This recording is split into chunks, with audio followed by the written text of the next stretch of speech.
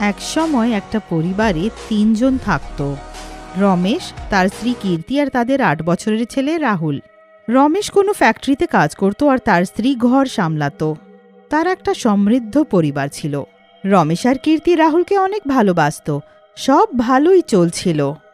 তারপর একদিন রাহুল নিজের মাকে বলে, মা, আমার জন্মদিন আসছে, তুমি জন্মদিনে আমার কি করবে?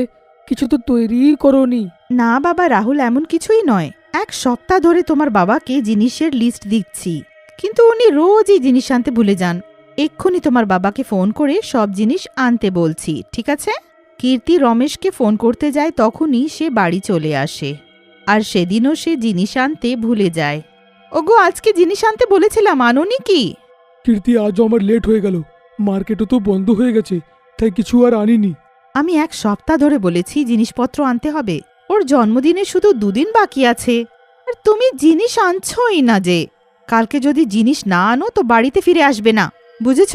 পরের দিন রমেশকে কাজ থেকে ফিরতে দেরি হয়ে যায়, আর মার্কেটও বন্ধ হয়ে যায়।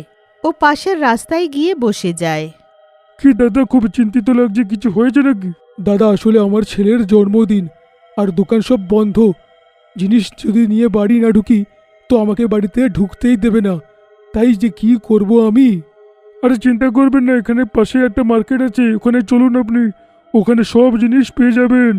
তারপর লোকটা রমেশকে সেই মার্কেটে নিয়ে যায়। ও মার্কেট দেখে অবাক হয়ে যায়, কারণ ওটা অনেক বড় আর সুন্দর থাকে।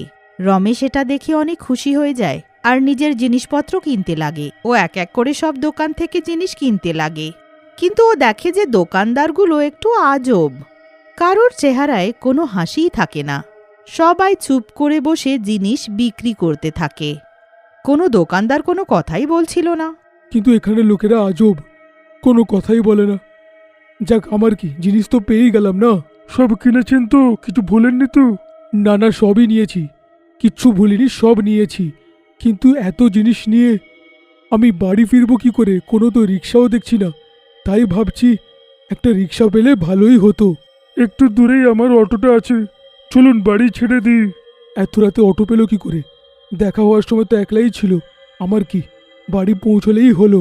বেশি চিন্তা না করে রমেশ সেই লোকটার সাথে চলে যায়। তার অটোতে বসে নিজের ঘরের বাইরে নেমে যায়। তারপর লোকটা ওখান থেকে চলে যায়, আর মানু নিজের জিনিসপত্র নিয়ে বাড়ি ফেরে।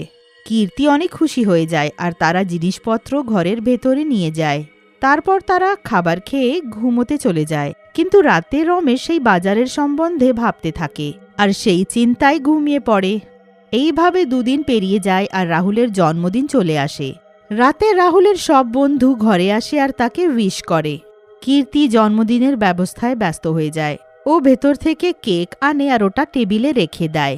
সবাই কেকের আশেপাশে দাঁড়িয়ে যায় আর রাহুল কেক কাটতে যায়। সবাই রাহুলকে অভিনন্দন জানায়।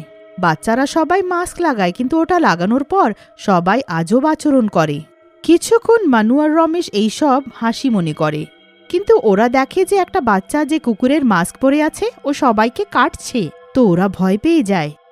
ওগো, সবাইকে মাস্ক ছাড়তে বলো, কিছু একটা ভুল আছে। রমেশ মাস্ক তুলতে লাগে, কিন্তু মাস্ক সবার চেহারার সাথে আটকে গিয়ে থাকে আর নামেই না। এবার তারা চিন্তিত হয়, কেমন মাস্ক আছে এগুলো? আর বাকি যা কিছু তুমি কালকে এনেছো, সবেতে কিছু একটা ভুল আছে, কিছু একটা করো। এক্ষুনি সেই মার্কেটে গিয়ে দোকানদারকে বলো। কিন্তু এখন তো রাত হয়ে গেছে। আরে, কেমন মাস্ক আছে এগুলো? আর বাকি যা কিছু তুমি কালকে এনেছো, সবেতে কিছু একটা ভুল আছে, কিছু একটা করো। এক্ষুনি সেই মার্কেটে গিয়ে দোকানদারকে বলো। এবার দিন আর রাত দেখো না, এক্ষুনি যাও। কীর্তির জেদ করাতে রমেশ তখনই মার্কেটের দিকে বেরিয়ে যায়। ওখানে গিয়ে সে দোকানদারের কাছে অভিযোগ করে, কিন্তু তার কাছে কোনো উত্তর পায় না। আজব লোক তো, এতক্ষণ ধরে বলে যাচ্ছি, কোনো দোকান একটা কথাই বলে না। কি হয়েছেটা কি? রমেশ রেগে পাগলের মতন চিৎকার করতে লাগে, আর তাকে এইভাবে চিৎকার করতে দেখে সব দোকানদার রেগে নিজের রূপ পাল্টে নেয়। সবাই ভূত আর ডাইনিতে পরিণত হয়, আর সবাই মিলে জোরে চিৎকার করে। এবার বল, কি বলছিলিস? বল বল, তোর কি সমস্যা? এতগুলো ভূত আর ডাইনিকে দেখে রমেশ ভয়ে পিছিয়ে যায়। এসব কি? সাধারণ লোকেরা ভূত ডাইনি কি করে হয়ে গেল? কেমন মার্কেট? কি হচ্ছেটা কি? এটা কোনো সাধারণ বাজার নয়, এটা আমাদের বাজার, ভূত আর ডাইনির বাজার। হ্যাঁ, আর এখান থেকে কেনার জিনিস কালো জাদু করা। এসব কি বলছো তুমি? তার মানে নিজের ছেলের জন্মদিনের জন্য যা যা আমি কিনেছিলাম সব কালো জাদু করা? হ্যাঁ, ওতে কালো জাদু করা হয়েছে। এরম করো না, আমার বাড়িতে বাচ্চারা মাস্ক পরে আজব কাণ্ড ঘটাচ্ছে। আমি জানতাম না এটা ভূত আর ডাইনিদের মার্কেট। রমেশ সব ভূত আর ডাইনির কাছে মিনতি করে, কিন্তু কেউ তার কোনো কথা শোনে না। অবশেষে বাড়ি ফিরে ও পুরো ঘটনাটা নিজের স্ত্রী কীর্তিকে বলে। কীর্তি সব শুনে মাথায় হাত দেয়। হে ভগবান, কোন মার্কেট থেকে জিনিস আনলে? এবার আমরা কি করব? কিছু ভাবো। কিছুক্ষণ চিন্তার পর রমেশের সেই লোকটার কথা মনে পড়ে। ওই লোকটা যে মার্কেটের বিষয়ে আমাকে সব বলেছিল, ও শিওর জানবে। কিন্তু ওকে খুঁজবে কোথায়? ওকে খোঁজার দরকার নেই। দেখো, এসে গেছে। জন্মদিনে আমি ওকে ডেকেছিলাম। দেখো, তুমি এমনভাবে হাবভাব করবে যেমন মার্কেটের ব্যাপারে কিছুই জানো না। তারা লোকটাকে নিতে দরজার দিকে যায় আর তাকে স্বাগত জানায়। বাচ্চাদেরকে আজব আচরণ করতে দেখে লোকটা অনেক খুশি হয়। লোকটা অবাক হয় যে রমেশ এত স্বাভাবিক কেন। বাচ্চারা সবাই আজব আচরণ করছে, তবুও সে এত খুশি আছে। রমেশ লোকটার জন্য খাবার আনে। ওটা খেয়ে লোকটা অজ্ঞান হয়ে পড়ে যায়, আর জ্ঞান ফেরার পর ও নিজেকে বাধা পায়। আরে কি, আমাকে কেন বেঁধেছেন?